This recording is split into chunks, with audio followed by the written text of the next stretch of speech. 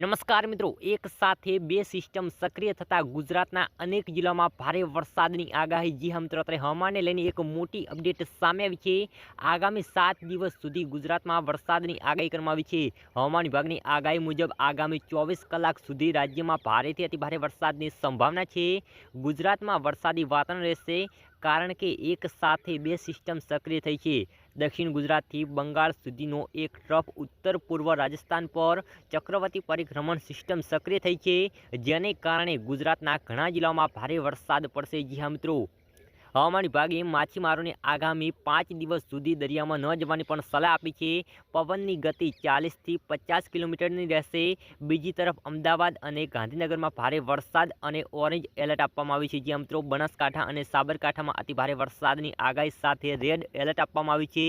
22 જૂન એટલે કે આજના દિવસે સૂર્ય આંદ્રા નક્ષત્રમાં પ્રવેશ કરશે, પછી રાજ્યમાં ફરીથી વરસાદની આગાહી કરવામાં આવી છે. જ્યાં મિત્રો અંબાલાલ પટેલે નવું નિવેદન આપતા કહ્યું કે ગુજરાતીઓ નદીઓના પૂર આવવાની પૂરેપૂરી શક્યતા છે. છેલ્લા 24 કલાકમાં ગુજરાતના 81 તાલુકામાં વરસાદ નોંધાયો છે, જેમાં પંચમહાલના જાંબુઘોડામાં સૌથી વધુ 8 ઇંચ વરસાદ પડ્યો છે, ત્યારે છોટેઉદેપુરમાં પણ 4.5 ઇંચ વરસાદ પડ્યો છે. જ્યાં મિત્રો અત્યારે હવામાનને લઈને એક મોટી અપડેટ સામે આવી છે.